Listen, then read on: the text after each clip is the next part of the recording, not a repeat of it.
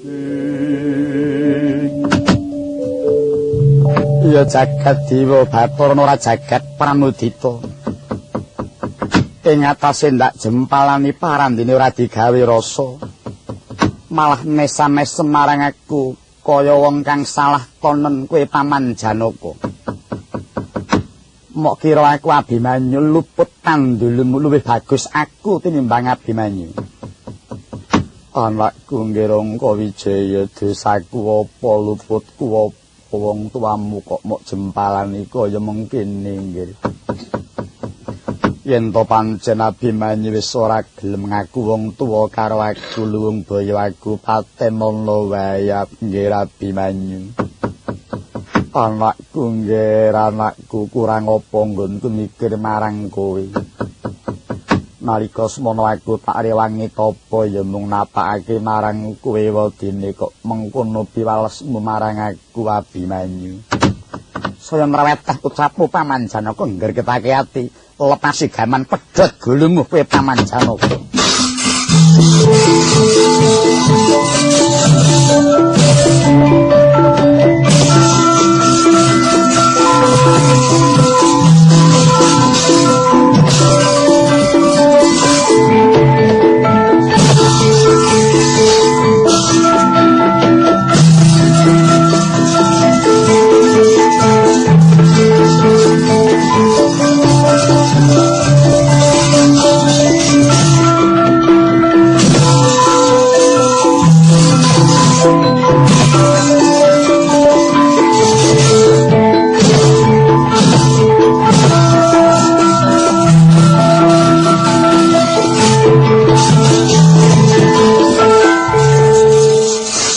Atase tak lepasi jentaring ora digawe rasa kuwi kulit apa kowe Paman Janaka wis padakno aku sapa anakku nggih Abimanyu kuwi aja dolanan gaman ya nggih sing kok banjur nyekel ukiraning curiga kanggo nglojeh-lojeh dadamu yen pancen ora seneng karo aku ya aku patenono wae nggih. Aku patenono Abimanyu anakku sing tak tresnani.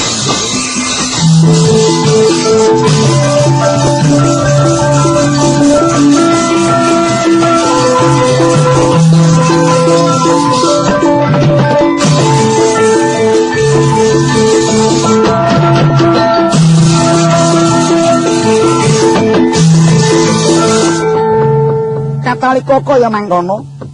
Tumiyok saking dirgantara ingkang sampun badanku mara. Nenggih sukmaning Sang Abimanyu nampi parintahing Hyang Narada. Tinan ngengetaken dhateng Raden Janaka ingkang pinulosara dening Raden Wisamuka.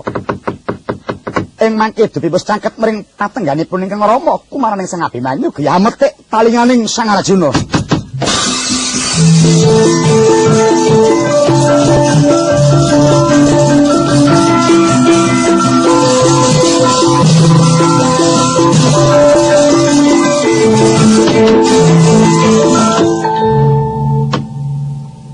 Kula nuwun Kangjeng Rama.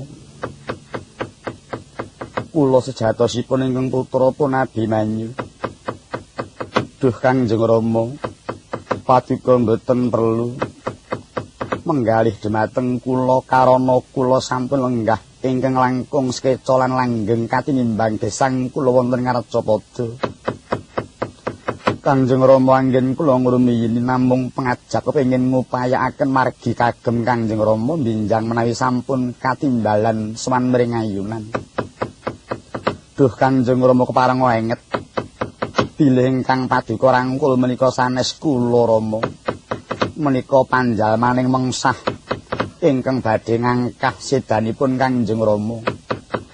Menawi ngantos Kangjeng Rama seda awit saking pakartining mengsah menika ateges Kangjeng Rama mboten welas dhateng ingkang putra. Namung sawangsulipun menawi Kangjeng Rama saged nyirnakaken mengsah sami kaliyan nyengkakaken dhateng kang putra swan mapan wonten ing kasuwargan langgeng. Cakepan kaliyan Gusti Kang Hakarya jagat mila Rama kepareng wenget. Ya, inugah Sang Bagus.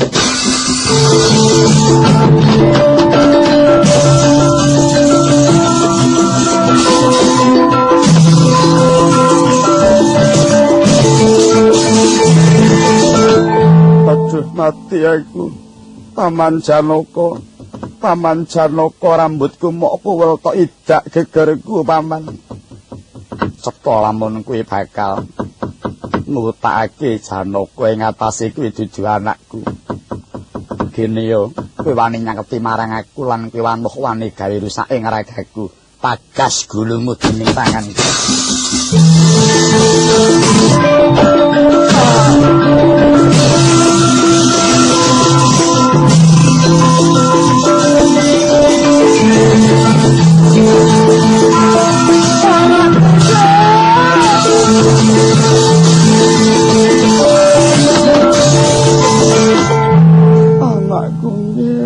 Anakku Wisamuka.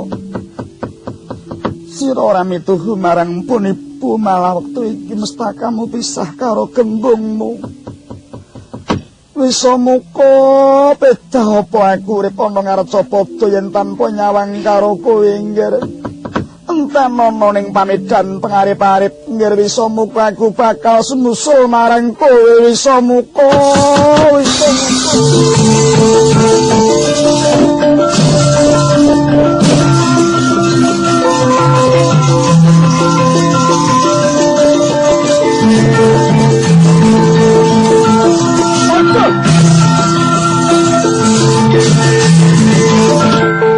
Aduh, Gusti Raden Ayu.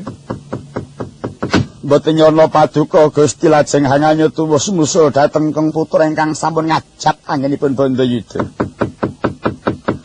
Wah, Gusti mindah dukanipun Gusti kula Sang Adipati Tirtanata dhateng Kang Adipati Sindulaga. Oh Gusti, seda paduka badhe kula padosaken pepulih. Raden Janaka, kowe gendak sikara marang bocah kang durung umur konangan Pati Sindulaga. Kaprayosa dening tanganku kowe.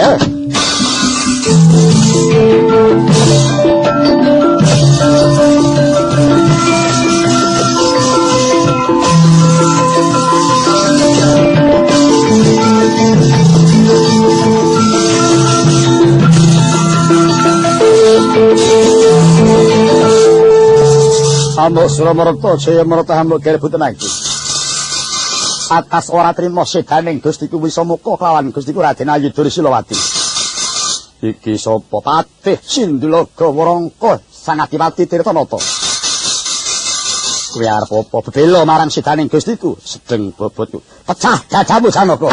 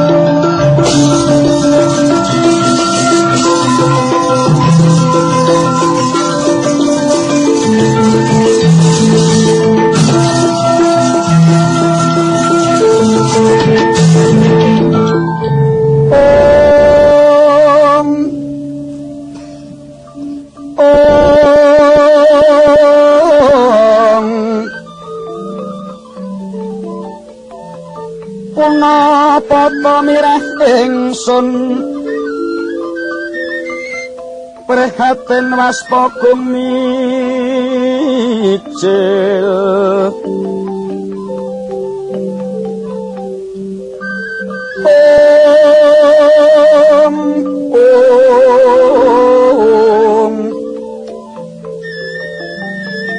Denyo ilang memanisi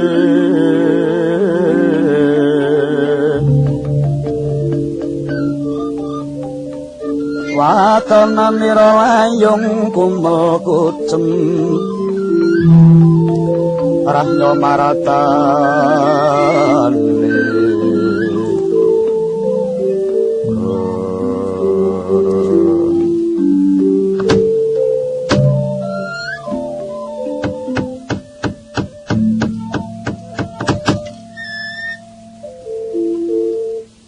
anakku nggih anakku Abimanyu Abimanyu yen kowe ora bali urip dahopo aku urip ana ngarep Capada Abimanyu aku semusul kowe ya nggih rumangis aku wis lejar penggali bubar banda yuda kok muwun meneh mongko wis bisa marawasa mungsuh wadine isih susah wah Ndara mboten kados detik menika angenipun Ndara tansah kanduwan kingkin detik ya apa to Ren jam ora anggo detik Ndara ki abene nek susah ora nganti ngene iki kok terus tumelawung penggali itu aku malah mesakake wirang-wirang dina ora siram nang taprangan kok siram kira lek muga meresik ta Ren Ndara kula aturi ae ngeden paduka Ndara kala wau badhe dipun ajab sedanipun kalian mengsah menika putranipun Jayadrata patutan kalian Dewi Dursilawati namanipun Raden Wisamuka anak sak ibunipun mati kesusul niku enten patih sing mara kira patih Sindulaga kae iya saka mantepe Nyang Gusti nganti bela pati iya nggih pancen dheweke nanggung marang lelakoning bendarane ha iya den watur yemut Ndara Abimanyu yen kowe ora bali aku bakal semusul kowe kowe marake apa kok duwe tembung kaya ngono katalika kaya mangkono katinasang binagus panyayah linawasan bayu atote inggih kono tumiyat Narendra Dwarati Prabu Sri Bathara Kasuma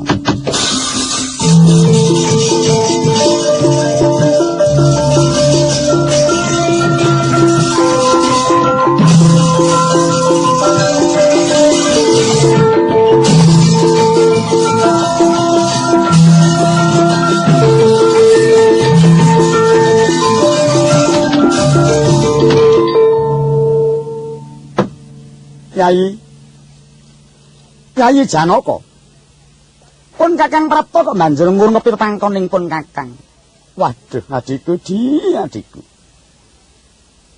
gawe kumesaring pun Kakang siadi lolos kang tanpa pamit kok banjur mapan ana madyaning wana tunggul iki dudu pesanggrahan Kyai mesakno para kadang siadi dadi golekan ayo enggandak kanthi kundur mring pesanggrahan Kyai kok malah saya deres wijiling waspaning siadi Koko Prabu kula nyuwun pejah Koko Prabu menapa pedahipun kula gesang wonten Marcapada menawi anak kula Abimanyu mboten gesang Koko Prabu ngendi ana kok mati bali urip ana Marcapada wis dinaris dening pepesen putrane iku ya Di kula nyuwun supados dipun celakaken garis pepesen kula Koko Prabu wah lah ora bisa marga pun Kakang ora nguwasani pepesen siadi Yai yen to nganti kelantur-lantur kang dadi sungkawaning siadi pengarasaku malah bakal ngringkih kekuwataning Pandhawa dhewe mara coba Yai limbangan kang kanthi permati lan beraten kang dadi kingkining Tyasira ora patut ing ngatasing sira iku satriya mestine siadi ora wenang menawa handhet dawa marang Sungkawa hanggetuni sambubarang kang wis pernah pilenggahe sumurupa Di perkara patining si Abimanyu ingkang lalabuhane wis ambungahake marang kabeh isining kasuwargane wah ngentengake marang jejibahan iku mau. Pangrasanipun Kakang Eti dudu punggeling lelakon dumadining atmajane ing Janaloka. Nanging malah engkon nuduhake uliyeng pitri marang kasuwargan marga wis ngrampungake kang dadi jejibahan kang kudu sinangkul ana ing Janaloka iki. Yayi, nadyan sira kabeh sawise padha paripurna kang dadi ayaning siadi, tanurunga ing tembe uga bakal sumusul marang kasing atmajamu sowan mring ayunan. Purhanana Yayi Janaka. Dumadining Abimanyu ingkang sira tresnani. Temah Abimanyu lena ana nadyaning palagan. Iku musabab nyangkul jejibahan. Jejibahan ingkang ora enteng. Jejibahan ingkang ora muspra. Lan jejibahan ingkang abot lan jejibahan ingkang luhur. Maradi, tumuli mireng dongengipun Kakang iki. Enune nalika jagat rengka sabab angkaraning para wasura. Sang Hyang Brahma nuli dawuh marang para Jawata, para wasu, para pitri ing mataning kasuwargan. Kadhawang supaya padha tumurun ing Janaloka nyirep marang harganing dahuru sarana manjalma marang para satriya. Dek nalika semono Yayi, Sang Hyang Soma ya Bathara Soma ingkang banget tresnane marang atmajane ingkang peparap Bathara Warcas. Ya Sang Hyang Warcas. Engkono darbi atur marang Sang Hyang Brahma. Aturing Bathara Soma. Lawasing putrane kang aran Bathara Warcas kudu tumimbal arya ning Arcapada. Dikeparengna amung sakjroning 16 taun wae. Ing pengajap aja nganti kesuwen anggone pepisahan marang putrane ya Sang Hyang Warcas iku mau. Sang Hyang Brahma uga marangake apa kang dadi aturing Bathara Soma. Wondere dumadining Bathara Warcas sawise tumimbal lair ora liya ya mung kajaba atmajanira Abimanyu iku. Ingkang dina iki Abimanyu wis ganep umur 16 taun. Mula sawise Abimanyu ngrusak barisan gelar cakra ingkang ditindhi Senopati Begawan Durna. Abimanyu temah kasambuting rana sabab ing kono Bathara Warcas wis kudu bali marang kasuwargan. Mulane Yayi, apa perlu dadak siadi padha anggetuni lan gedhekake prihatin ingkang pikolahe hamung bakal metengi marang pranawaning budimu. Sir kabeh mau isih akeh jejibahanira ingkang kudu sira sangka Dimas Janaka. Liwat langening kalang Iwanagara Pandamuncar.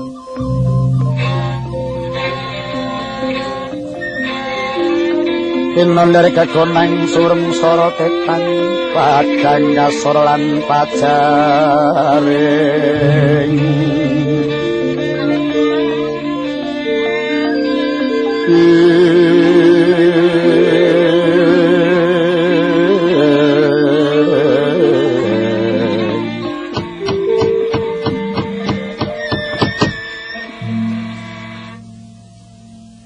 kula nuwun nuringgih Koko Prabu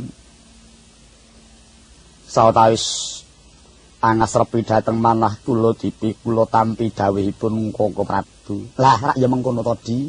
Syukur mangayi bagya. Siabis bisa lejar kang dadi penggali. Sinuwun. Kula nggih neksani dawuh paduka ingkang sampun tumandhuk dhateng Ndara kula Janaka. Menika pancen mila leres. Dumadosipun Kang Putra Abimanyu pinangka pengawak Sang Hyang Warcas atmajanipun Bathara Soma ingkang sampun telas wekdalipun gesang wonten Arcapada. Mila hajake menika Den, boten wonten pedah lan ginanipun Ndara anggetuni dhateng Kang Putra Abimanyu. Wah, dadi Ndara kuwi pengawakaning Sang Hyang Warcas ya, Tru. Iya. Tumimbal urip ana Arcapada manunggal marang Ndara Abimanyu. Gandeng kontrake wis entek terus gondo rak ngono ta, Tru. Iya. Mula sok kala mangsane ana anak kok rupane kaya bapakne sing wis ora ana, kan ya mbok menawa nalika lahir ya dititisi wong tuane. Ngono. Kaya to. Anake gareng Rupane kok kaya marmot. Ngono kae mbok menawa. Oh, tak pateni kowe engko kelinci ya enak kan tak cerigis. Ingkang iku Yai, ayo ingsun kanthi magut menyang Rananggana maneh. Namung tasih peteng jagat kula Koko Prabu. Sababe apa? Karana kula dereng mangertos sinten ento ingkang nyidra dhateng pejahipun anak kula pun Abimanyu. Tak jarwani Yai. Ora ana ingkang nyidra marang patining anakmu si Abimanyu. Mung kajaba Satriya Mbana Keling Sang Adipati Jayadrata.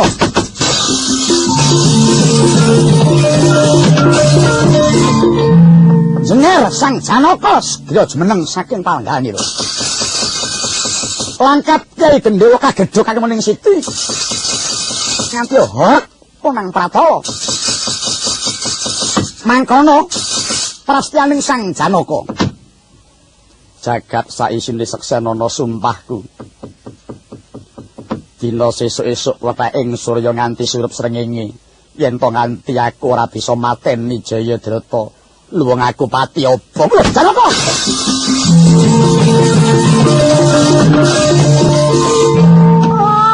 Niki pripun den lah kok lajeng ketrucut pangandikanipun Ndara kula Janaka. Wah, pripun daran.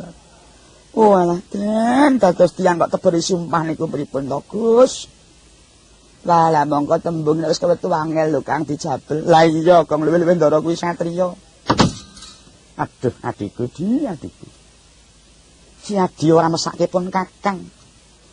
Aku suruh masa montang-manting ngayai itu marang Bratayuda iki wadine sitok boboti marang pakarian kang luwih abot. Yayi Janaka. Kok banjur keterucut saping si Adi? Mboten Koko Prabu, menika sampun dados anteping manah kula. Ya. Ora urung mung bakal nambahi pakaryanipun Kakang. Ya wis, Kak sekseni Kang dadi prastiyamu. Sekabare mlaku sagajeng ngatipun Kakang bakal melu sabiyantu marang Adi. Ayo, ngatakani magut menyang palagan dina iki Yai. Wis rame jroning paparangan dina iki.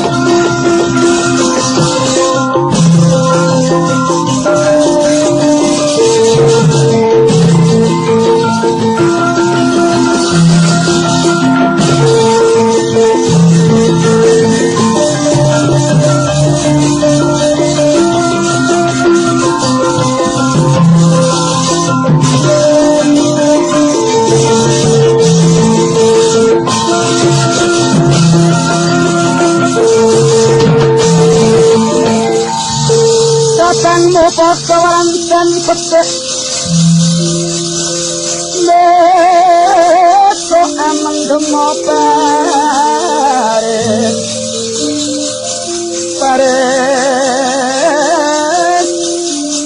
kang prayetno yo saron kowong Warawati jeneng petani kelawak Pandhawa.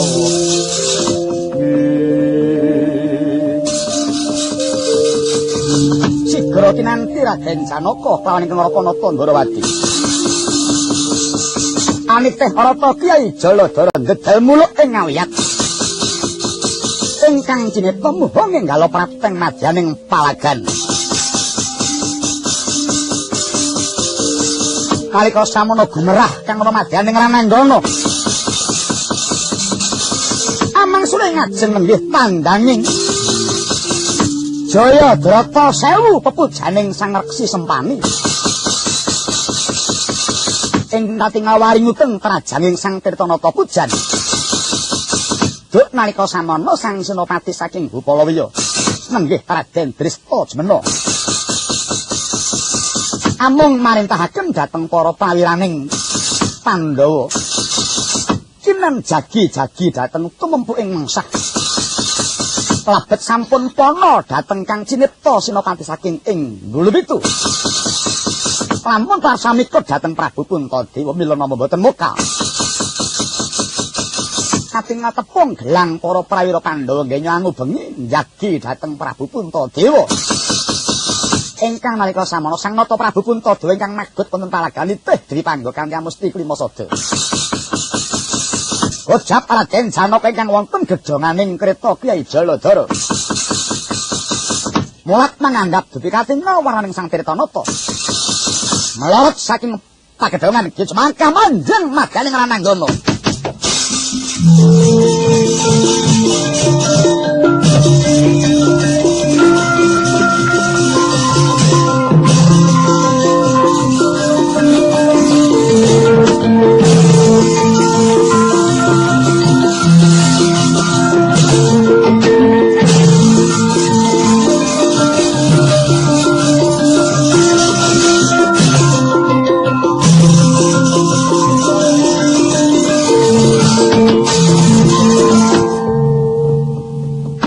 Jagat Dewa Bathara ora jagat Pramudita. Ora nyono iki akeh tirta-nata madyaning palagan. Kabeh sangkep mandi kegaman. Nggih, pancen kuwi bakal misuhake marang pikiraning Janaka. Aja ta mung tirta-nata kang semene akeh. Jagat Pisenana Tirtanata bakal ndak telateni mati dening tanganing Janaka dina iki.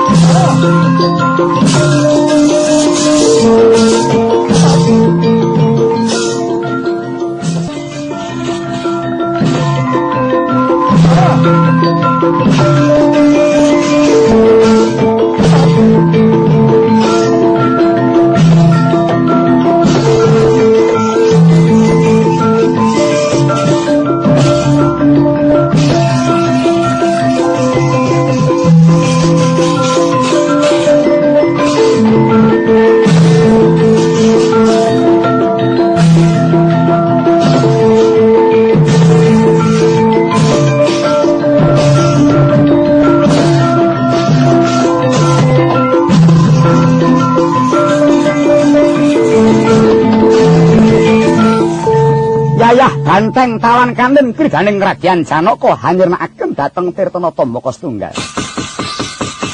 Nanging mila ing kawontenan uger mati gesang malih. Ucap Sang Sinopati Sang Drestajemena. Ing mangke dupe nyemarapi Raden Janaka sampun wangsul ing Rananggana. Sigara sumsasmita dhateng Raden Werkudara. Tanggap ing sasmita Sang Bima ingkang ketingal ngagelah mandigada Ricakpala. Nyumurupi dumateng Kang Rai ingkang sampun wangsul dhateng Rananggana. Kaya dikilani Kang dadi panggalnya Ki Cemangkah nobat abetake Gwada Lambita Muka.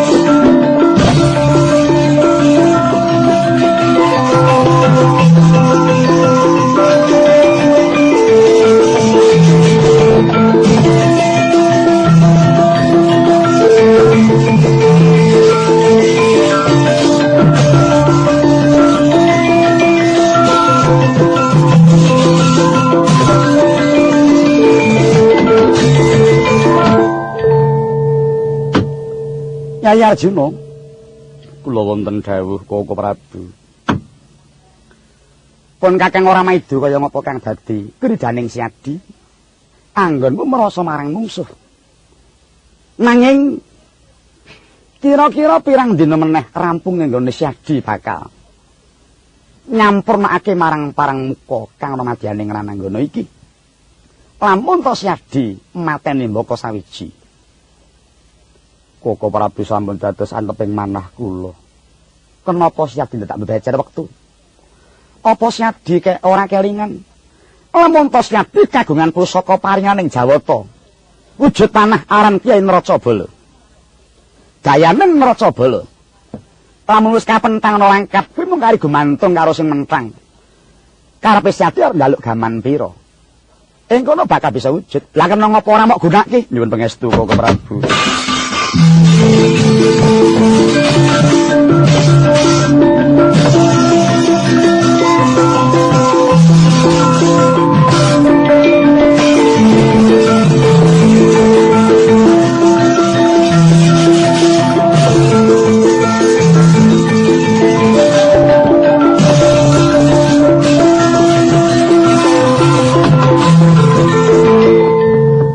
Dedek marang kendhenging langkap Raden Janaka sinandhangan Warastra Kyai Naracabala.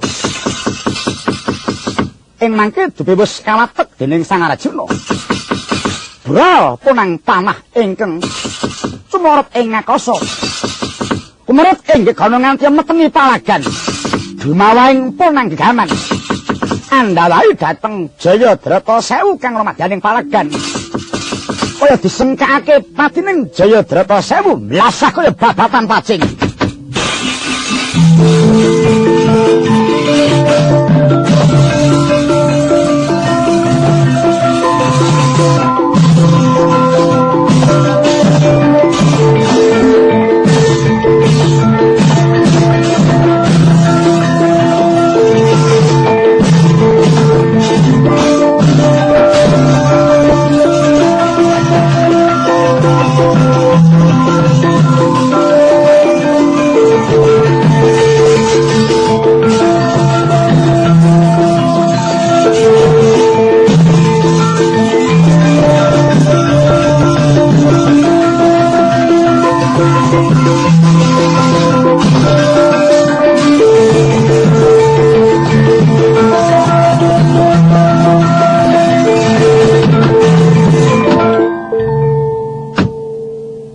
Koko Prabu, apa Yai?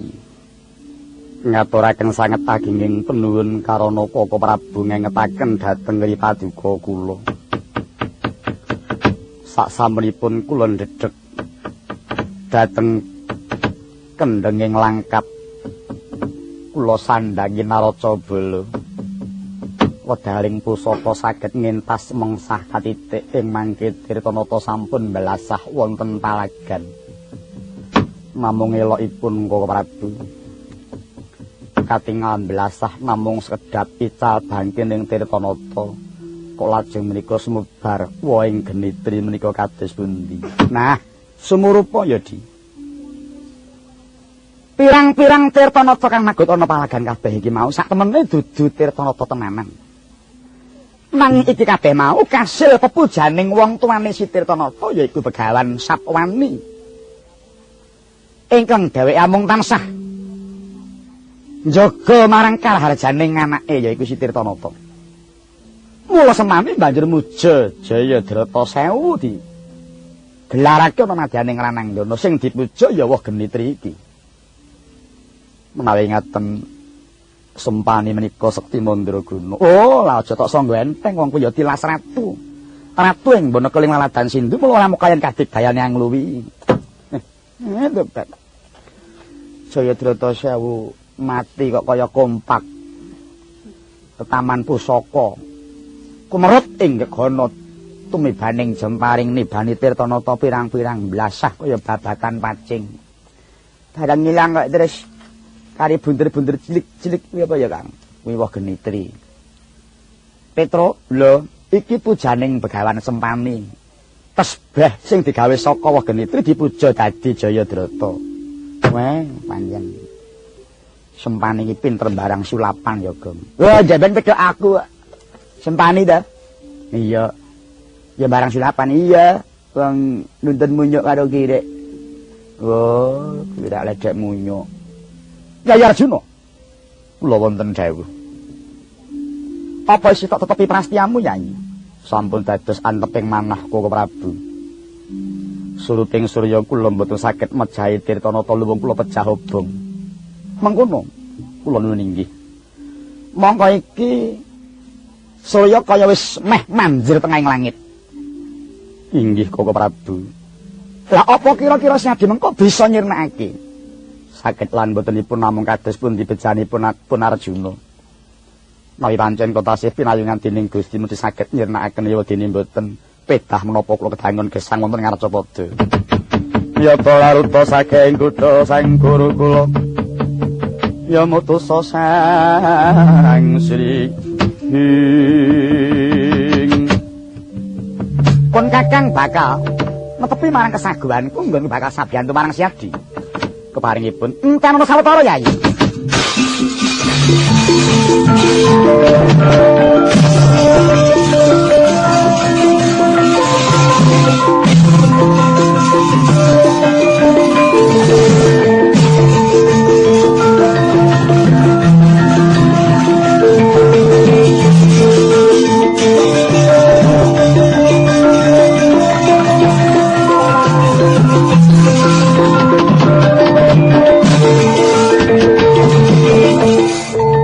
Nalendra Ndorowati mesat ing ngawiyat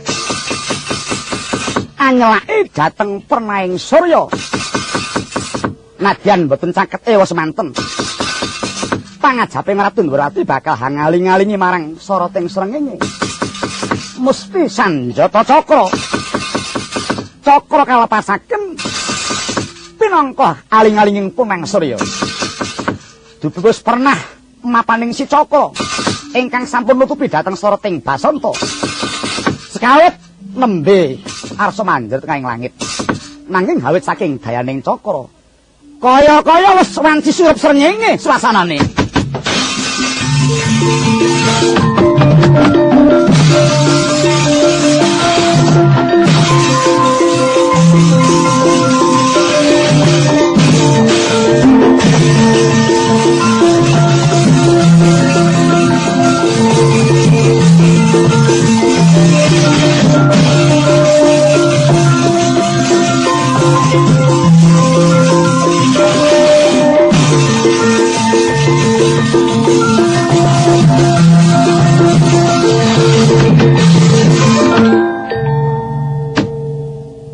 Nyai Janaka kula wonten dawuh. Awit saka kaparenging Hyang Manon dililani apa kang dadi pangajaping pun Kakang? Maracaba, iki kahanane rak kaya ora wanci-wanci. Awan lumrah nanging perbalane kaya wis nganci surup srengenge. Kula nuwun inggih. Menika kados pundi keparinging Kang Hakarya Jagat lan keparinging Jawata ingkang nglampahaken srengenge. Iya. Perkara kuwi mengko bakal tak jawani nanging sing wigati iki ya memujudake karti sampeka bisane nggal kasembadan pangajaping Nyai Janaka. Sumurupa Yai. Sak temene wektu dina iki Tirtanata kuwi disingitake. Ora dikeparengake metu ana madyaning palagan. Menapa mekaten? Iya. Mula Siadi golek ana si Tirtanata mesti ora bakal ketemu. Lajeng mapanipun wonten pundi badhe kula purugi. Yai, ora kok jenengipun Kakang ngepal karo Siadi. Lamun to Siadi kuwi mrana, mbok menawa ora bakal bisa tekan nggone. Marga wektu iki Tirtanata dilebokake ana ing gedhong waja. Kula nuwun inggih. Wondene pernahe maracaba kae. Pirsanana kae. Ing ngiring kidul kulon ana sawaning pakuwon rinengga Kang Sarwa Puspita. Kae pakuwoning Resi Sempani kang sinebut pakuwon Giriancala. Haya sisih tengening pakuwon Giriancala kae gedhong waja kang dadi pandhikaning Tirtanata. Lajeng kados pundi marginipun supados kula saged nyengkakaken pejahipun Tirtanata. Yai, dina iki sak tak pundhut Siadi api-api ya pati obong. kula kedah mawi samudana Patiobong. Iya, inggih namung nderek. Nanging jroning siadi aling-alingan geni sing bakal dienggo Patiobong kuwi mau, aja nganti siadi lena ing kaprayitnan. Tansah pentangen pusakamu ingkang beda awangun wulang tumanggal, yaiku Kyai Pasopati. Lan aja nganti siadi ngulatake endi-endi, mung siji pernah siadi nggone mirsani, uletno jendelaning gedhong waja kae. Kula nuwun inggih. Watak Tirtanata ingkang satemene dheweke ngerti lamun ta Tirtanata iku ana sakjroning bebaya. Monggo nyatane Tirtanata kuwi ora bakal wedi marang sapa wae. Saka jujuling manah ingkang cubluk gendunge si Tirtanata. Ora urung ora bakal kerasan mapan ana ing gedhong waja.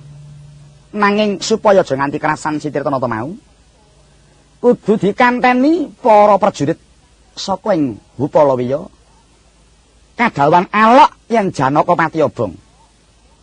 Mekaten Koko Prabu. Iya. Kula namung nderek sak keparingipun Koko Prabu. Petro, Nun. Mala parentahna kabeh para prawiraning pasanggarahan Hupalawiya kinen padha alok yen Janaka Patiobong. Oh ngeten. Iya. Lan dawuhna abdi kinen nyawisake patumangan kanggo srana tambasmi ning bendaramu si Janaka. Menika ndara badhe pecah obong saestu menika. Ora iki mung samudana. Oh, ngaten ta. Nggih, ndelangkung ngestakaken dawuh. Yayi. Kanthi mengkono siap dibakal kasembadan apa kang dadi pangajapmu? Nyuwun pangestu Koko Prabu.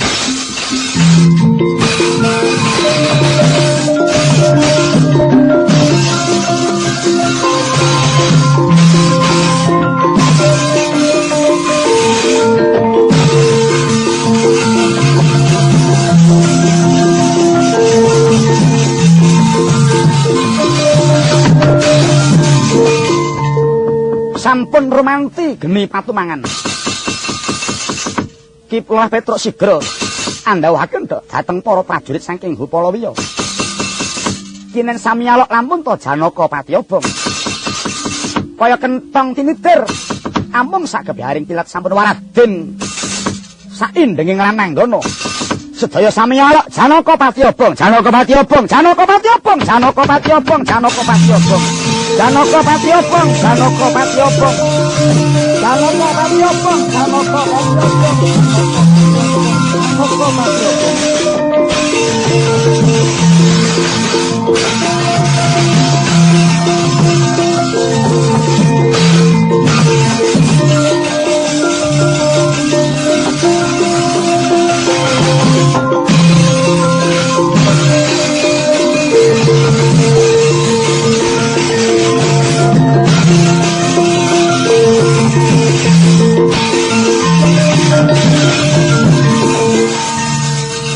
Janaka Patiobong, Janaka Patiobong, Janaka Patiobong, Janaka Patiobong. Wah, Jlamprong kowe tega ninggalke aku. Jlamprong, kowe ora ngelingi marang prastianing Pandhawa.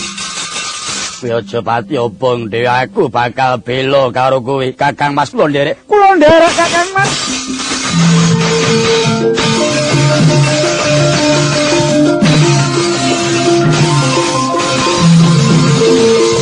Ndara menika kantos pundi Ndara Janaka badhe seda obong.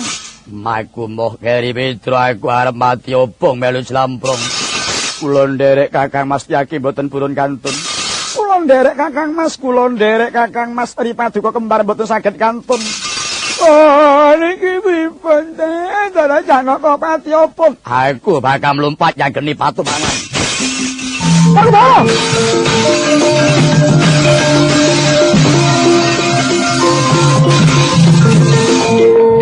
Arep nganti? Aku arep nyemplung geni patu nang Janaka arep Patiobong aku moh keri. Marga aku netepi marang prastianing Pandhawa mati siji kabeh mbelani. Kok kebangetan ora lante panggrahe tamu Rekudara? Apa wis cepet nalari adimu Janaka kok arep nglalu mulai mati? Nyata wis gumrah keprungu kabeh prajurit yen Janaka arep Patiobong. Alok ing para prajurit mau sak temene iki kabeh gawe aku ya, Di. Gawe amu piye? gandeng Janaka sumpah yen nganti surup srengenge durung bisa mateni Tirtanata dheweke arep mati obong. Mula banjur pun Kakang Budidaya supaya kasembatan pangajaping si Janaka. Janaka tak dawuhi api-api pati obong. Reka-reka pati obong ning sak temene ora. Amarga ujubing atiku yen kabeh wadyabala padha walok keprungu marang barisaning Kurawa, kabeh padha mesti lega atine. Kalbu si Tirtanata ingkang diajab patine dening ademu Janaka, kang wektu iki Tirtanata disingitake marang wong tuane. Ora kerasan atine mesti bakal enggak kepengin nyumurupi marang adem nggone arep pati obong. Dadi Janaka oleh pati obong ki ora tenan, Di. Wong Girawan ora ujar tenanan. Wah, ya wis. Dadi mung kanggo srana arep nyengkakake metune Tirtanata. Iya. Andek Purna Petruk kok le nangis kaya tenanan. Dramawan. Petruk ki ya ora gelem matur apa anane. Lah witene mengene kula niku gedhok-gedhokan dikira nyambut gawe ra tenan. Kula ngene ya ngetokke pegaweane engko peh awake kesel terus dikira pegah. Si Adu wis ngerti pilenggahe. Wis aku wis ngerti lan aku wis mudheng karepe ngesna kakangku. Ingkang mengkono, ayo malah kabeh tak jaluk supaya nguwatake kaya dene wong sing arep ngurmati layon temenanan.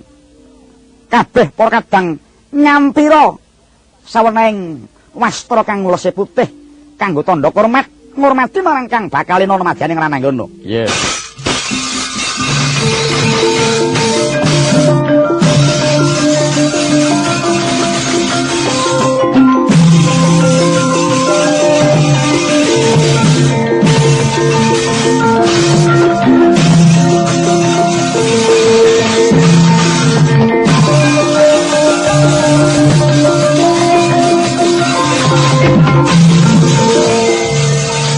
Sedaya sampun nyampiraken mari petak kagem hangromati dhateng Raden Janaka ngenyar sepecah obong. Ingkang ngertos lamun iku mung dumunung api-api hamung saperanganing Pandhawa. Nanging prajurit ingkang kathah datan mangerti lamun to Janaka hamung rereka. Mila sanget anggen ngruntuhaken waspa para prajurit sami sesenggurukan. Kaya nemenake Janaka mati obong.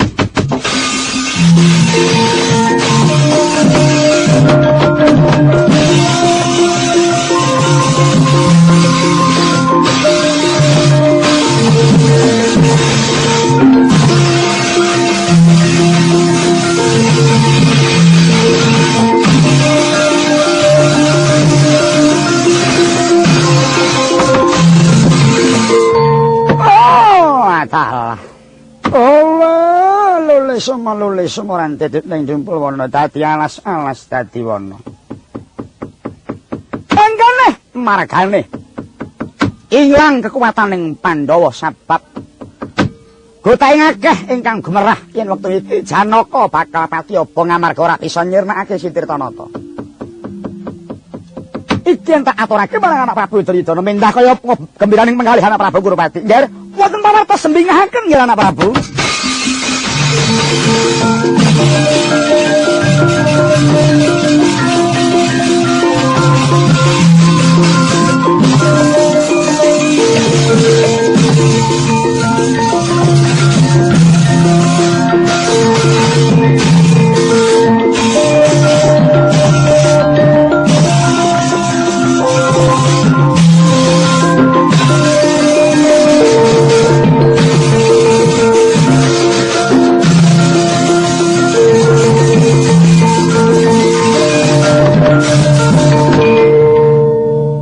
Wonten menapa Bapa nyaketi dhateng palenggahan kula? Oh nggih anak Prabu Duryudana keparengipun Bapa asung uninga dhateng anak Prabu. Nalika kula wonten madyaning palagan. Kala semanten Janaka sampun wangsul ing rananggana. Tirtanata pebojanipun Sang Begawan Sempani saged dipun sirnakaken dening Janaka. Malah kepireng pawartos menawi Janaka sampun prastya. Suruping Surya mboten saged mejahi Tirtanata badhe pecah obong. Mongko menika sampun surup Surya nggih. Sampun meh nyelaki ratri. Milana mboten muka. Menawi Janaka badhe netepi prastiyanipun pecah obong wonten madyaning patumangan. Allah taala. Sida kekuwataning Pandhawa. Menika ingkang kula ajab Bapak. Janaka ora nyono. Yen wis sumbar kaya bisa mecahake wesi gligen dilat wesi abang. Jebul ketul pamikirmu Janaka, wis sungkan pecah dadamu utah getihmu. Kowe mati nista sabab kowe arep ngobong awakmu dhewe. Ingkang kanten Bapak, mugi dipun undangaken dhateng sedaya para prawira-prawira saking Bulupitu. Kendel angenipun Bandayuda. Kula dawuh ningali angenipun Janaka pecah obong. Oh nggih, kisaken dawuh nggih Rama Prabu.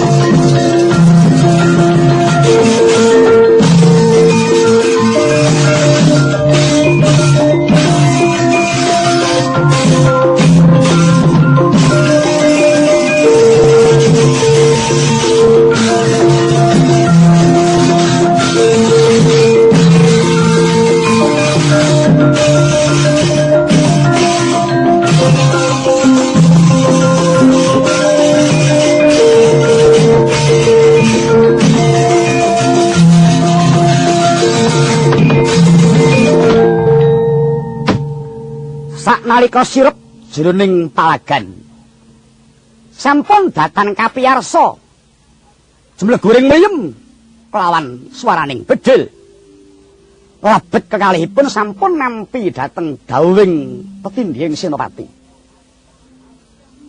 Nenggih para kura dampyak anyaketi dhateng papaning latu patumangan amung badhe ningali dhateng Janaka nggih pecah obong. Datan kantun barisaning Pandhawa. Sedaya samya nyirep nggih nyoba Bandayuda. Hanya keti dhateng sak celaking latu patumangan. Nalika samono sampun murup mangalat-alatipun nang dahana. Labetan wonten soroting surya, hambung katingal soroting latu ingkang wonten tengahing paparangan kang ngarsa kagem pecah obong Sang Arjuna. Nalika mangke Raden Janaka sampun ngagem sarwa pethak ananging datan supe tansah ngiwolangkat angasta marang pusakanira kang beda rawangun ulang tumanggal inggih Kyai Pasupati. Ing wingking Narendra Durpati Prabu Sri Bathara Kresna sigra nyaketi dhateng Raden Janaka mangkono wijiling pangandika. Yai kula wonten dawuh. Wangune antuk kawit gaten kang gedhe ancase siadi nggone bakal pati obong. Katitik wektu iki wis sirep swaraning bedhil. Ora ana wadya kang padha Bandayuda. Kabeh kepengin padha nonton marang siadi. Kula nuwun inggih. Aja lali Yayi welingipun Kakang. Aja ngulati akehing prajurit kang padha nonton siadi. Nanging tetep pirsanana kae penering gedhong waja. Jendela kae ulatana. Mengko yen ana wong manglung saka ing jendela, ora perlu dadak toho-toho, tinggal lepasana marang pusakamu Pasupati. Inggih, nyuwun pangestu Koko Prabu. Aku percaya marang petiti senggonmu jemparing Nyai Janaka. Lajeng kados pundi? Sasemitanipun menawi Tirtanata sampun ngulataken karana menika kawontenan peteng. Yai pun Kakang bakal nyaketi marang cakra kang isi ana gegana. Mengko yen cakra wis tak pundhut, iku kacih lamun Tirtanata wis manglung ana ing jendela. Tandha sasmita siadeng pesagaman. Nggih, ngestakaken. Aja lali Yai. Nggih, Koko Prabu.